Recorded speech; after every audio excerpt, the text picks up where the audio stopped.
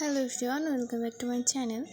তো আজকে আমি দেখাবো যে আপনারা পেজে কিভাবে পলিসি ইস্যু আসছে কি না সেটা কিভাবে বুঝবেন আর সেটা কিভাবে রিমুভ করবেন। তো অবশ্যই পুরো ভিডিওটি দেখবেন এবং ভালো লাগলে একটি লাইক দিবেন। তো তারপর যাওয়ার পর সেখান থেকে পেজ সেটআপে ক্লিক করবেন। পেজ সেটআপে ক্লিক করার পর পেজ স্ট্যাটাসে ক্লিক করবেন।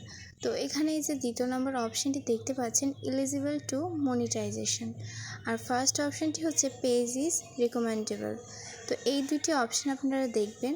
যদি আপনার পেজে কোনো প্রবলেম বা কোনো ধরনের কোনো সমস্যা থাকে তাহলে এই সেকেন্ড অপশানে কিন্তু এটা আসবে না যে এলিজিবল টু মনিটাইজেশন, তখন ওইখানে আসবে হচ্ছে রেস্ট্রিক্টেড টু মনিটাইজেশন। যদি কোনো কপিরাইট বা কোনো ধরনের কোনো কিছু থেকে থাকে, কোনো পলিসি ইস্যু চলে আসে, তাহলে কিন্তু এখানে আর এলিজিবল টু মনিটাইজেশন এই লেখাটি কিন্তু আর আসবে না।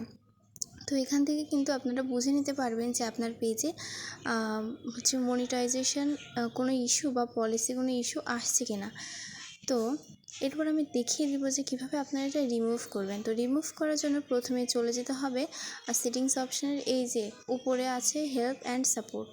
তো হেল্প অ্যান্ড সাপোর্ট এখানে আপনারা ক্লিক করবেন। হেল্প অ্যান্ড সাপোর্টে ক্লিক করলে কিন্তু আপনারা খুব সহজেই সেটা রিমুভ করতে পারবেন। তারপরে এখানে দেখতে পাচ্ছেন একটি অপশান, সেটা হচ্ছে সাপোর্ট ইনবক্স। তো এই সাপোর্ট ইনবক্সে এবার ক্লিক করবেন। সাপোর্ট ইনবক্সে ক্লিক করার পর এখন আপনারা দেখতে পাচ্ছেন যে এরকম একটা ইন্টারফেস আসবে, আর এখানে দেখতে পাচ্ছেন ইওর অ্যালার্টস, মানে আপনার কোনো ভিডিওতে যদি কোনো কপিরাইট বা কোনো ধরনের কিছু এসে থাকে তাহলে সেই ভিডিওটা কিন্তু আপনার এখানে দেখাবে। কিন্তু যেহেতু আমার পেজে কোনো সমস্যা নেই সেহেতু এখানে কোনো ভিডিও দেখাচ্ছে না। তো আপনারা ওইখানে ভিডিওগুলি আসলে আপনারা দ্রুত সেগুলো ডিলিট করে দিবেন এবং এইভাবে কিন্তু আপনারা খুব সহজেই রিমুভ করে দিতে পারবেন। এবার বলি হচ্ছে এই ইস্যুগুলো কী জন্য আসে।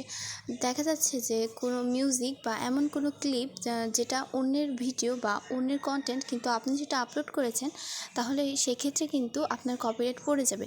তো সেক্ষেত্রে কিন্তু কেয়ারফুল থাকতে হবে এবং সবসময় অরিজিনাল কন্টেন্ট বা নিজে তৈরি করে ভিডিও আপলোড করতে হবে। যেহেতু এই রুলসটি রয়েছে ফেসবুকে, তো সকলকে সাবধানতার সাথে কাজ করতে হবে। তো কিভাবে আপনারা পলিসি ইস্যু রিমুভ করবেন এবং দেখবেন সেটা আশা করি আপনারা সকলে বুঝতে পেরেছেন।